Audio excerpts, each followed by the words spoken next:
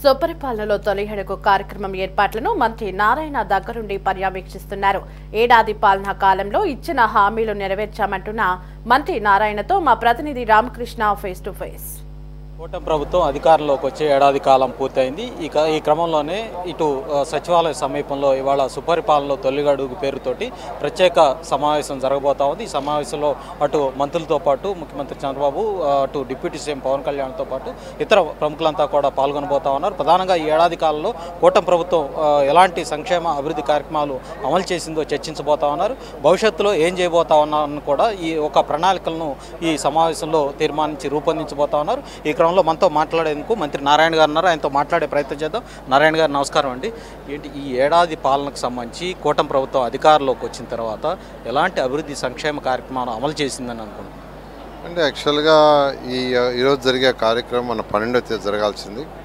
అయితే అహ్మదాబాద్లో జరిగిన ఫ్లైట్ ఇన్సిడెంట్ వల్ల అది పోస్ట్పోన్ చేసి ఈరోజు పెట్టాం.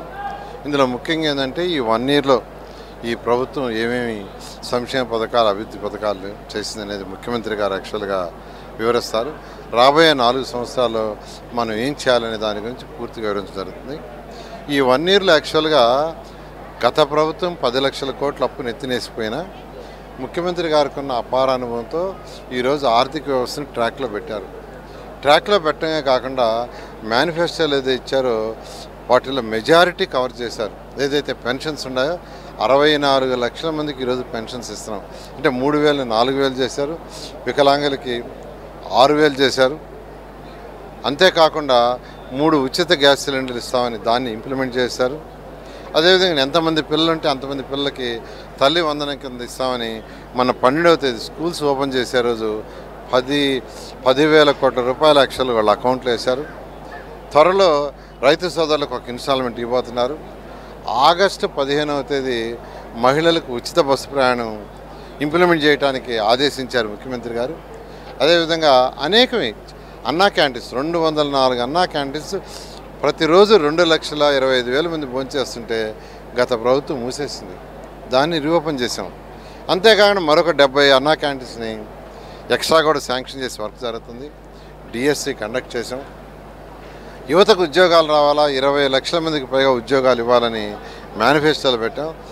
ఉద్యోగాలు రావాలంటే ఇండస్ట్రీస్ రావాలా. అటు యువ నాయకుడు లోకేష్ అనేక దేశ విదేశాలు తిరిగి ఇండస్ట్రీస్ని ఆఫర్ చేయడం జరిగింది. ముఖ్యమంత్రి గారి మీద నమ్మకంతో అనేక ఇండస్ట్రీస్ వచ్చి అగ్రిమెంట్ చేసుకున్నారు. వీళ్ళందరూ కూడా ఒక ఇండస్ట్రీ పెట్టాలంటే 1 రోజు 2 రోజులతో కాదండి.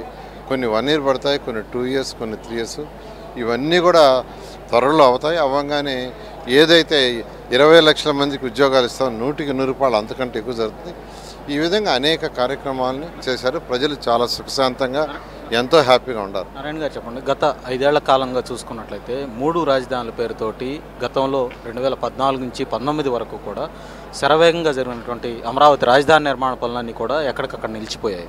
అయితే తిరిగి ఈ ఏడాది కాలంలో దాన్ని పట్టాలెక్కించే ప్రయత్నం మీ ఆధ్వర్యంలో జరిగింది.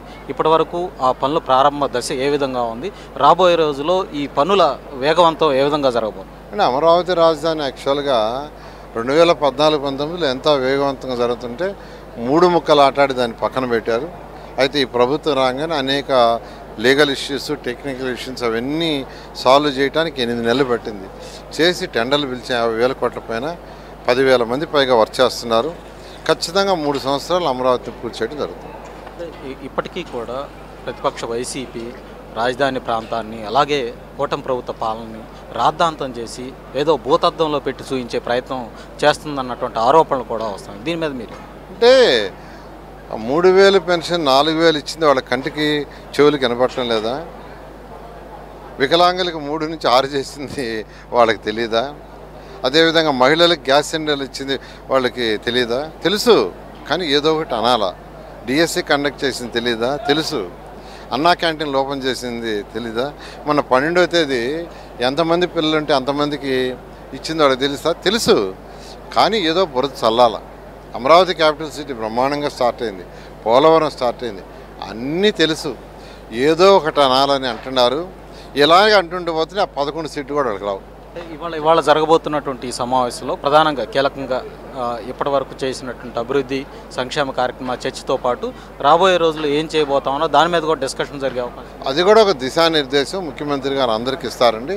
దాని ప్రకారం మేమందరం నడుచుకుంటూ ముందుకు పోవడం జరుగుతుంది. ఇది మొత్తానికి చూసుకున్నట్లయితే తొలి అడుగు పేరుతోటి జరగబోతున్నటువంటి ఈ సమావేశంలో ఇప్పటి వరకు ఈ ఏడాది కాలంలో కూటమి ప్రభుత్వం చేసినటువంటి అభివృద్ధి సంక్షేమ కార్యక్రమాలు చర్చించడంతో పాటు రాబోయే రోజుల్లో ఈ రాష్ట్రంలో కూటమి ప్రభుత్వం ఏం చేయబోతా ఉంది, ఎలాంటి అభివృద్ధి సంక్షేమ కార్యక్రమాలు అమలు చేయబోతా ఉందన్న దాని మీద ఈ సమావేశంలో చర్చించబోతా ఉన్నారని కూడా మంత్రి నారాయణ చెప్తా ఉన్నారు. ఇప్పటి వరకు కూటమి ప్రభుత్వం ఎన్నికల ముందు ఏవైతే హామీలు ఇచ్చిందో ఆ హామీలన్నింటినీ కూడా నెరవేర్చే విధంగా ఈ ఏడాది కాలంలో తమ పరిపాలన ఉందన్నటువంటి అభిప్రాయాన్ని కూడా మంత్రి నారాయణ వ్యక్తం చేస్తూ ఉన్నారు. వీడియో జర్నలిస్టు రంగాతో రామకృష్ణ, సిటీ 24x7 అమరావతి.